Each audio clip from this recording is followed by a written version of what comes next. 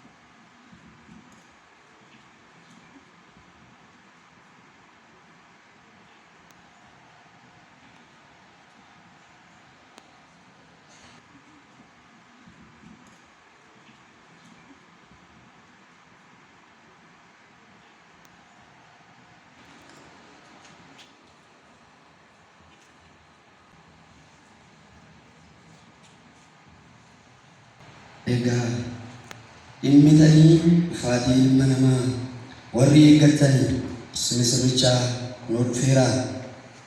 Isin ibsaa keessan utuu hin haamsiin farkatti eeggatanii ofiif ibsachaa biyya lafaafis ibsaa warri turtanii kunooti sirrichaa dhufeera. Mana ciccichaatti ol seenaa.